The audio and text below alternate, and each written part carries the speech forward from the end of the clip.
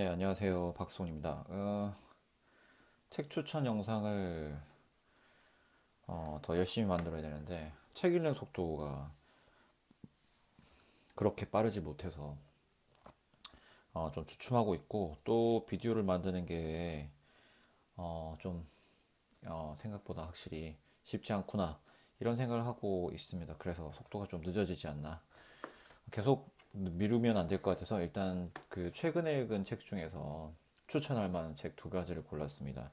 제가 책을 추천할 때는 일단 제가 학생들에게 추천하고 싶은 책, 이게 기준인데, 어, 그런 책만 읽는 건 아니니까 중간중간에 어떤 분에게 추천하면 좋을지 이런 거, 그런 걸 생각해서 꼭 학생이 아니더라도 어떤 분들에게 추천하면 좋겠다라는 책이 있으면 그 책을 좀 추천하는 식으로 진행을 할까 생각을 합니다. 그리고 제가 대본 따위는 없이 방송을 제작하기 때문에 중원본하거나 할 수도 있다는 점, 네, 양해 부탁드리겠습니다. 일단 오늘 처음 소개해드릴 책은 일본 작가이신 이토 히로시라는 분이 쓰신 메멘토라는 서점에서 출판사에서 나온 작고 소박한 나만의 생업 만들기입니다.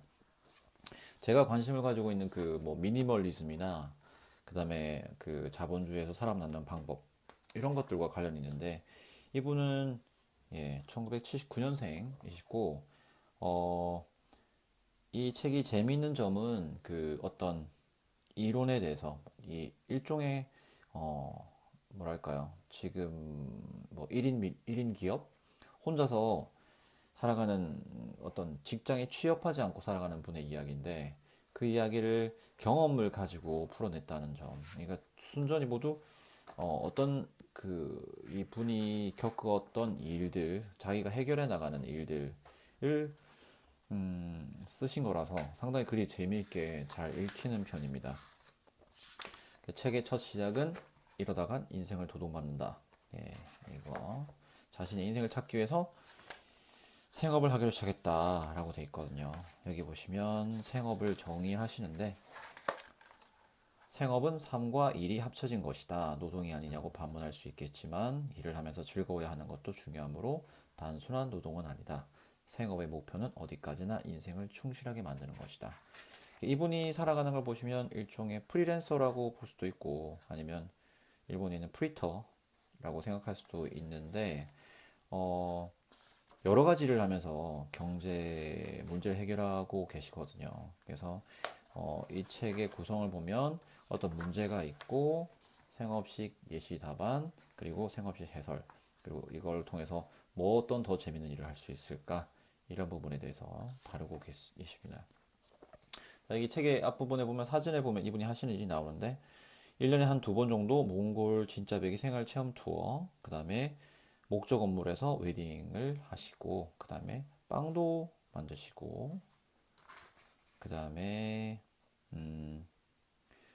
사무실을 공유하는 공간, 그 다음에 그 독채 임대 숙소, 마룻바닥 깔기, 뭐 이런 것들, 이런 일들 다 하세요. 근데 이걸 뭐 이런 일들을 매일 하시는 건 아니고, 그 일이 너무 힘들지 않은 정도. 그러니까 일을, 돈을 버는 단순한 수단으로서 하는 게 아닌 정도로 일하는 거죠. 그러니까 재미가 없지 않은 정도?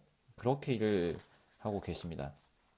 그렇게 해서 살아가시는데, 일단 목차를 보는 게 중요하겠죠. 그래서 첫 번째 장은 생업이란 무엇인가, 그리고 혼자 사는데 필요한 지출을 점검하고 줄이자, 그 다음에 생업을 만들자, 생업을 해보자, 생업을 같이 하면 더욱 즐거워진다, 이렇게 있는데, 이분이 쓴 생업이라는 건, 이분은 그 공부를 대학원까지 하시기도 했고 일반 직장에서 생활을 하시기도 하셨는데, 직장을 그만두고 여러 가지 그 일을 만들어 가는 겁니다. 어떤 일의 전문가는 아니지만, 한 부분만 하는 그런 분은 아니지만, 여러 가지 일에 대해서 재미를 느끼고 충분히 그 일을 가지고 다른 사람에게 도움을 줄 수 있고, 자신도 경제적으로 독립할 수 있다, 이런 내용이거든요.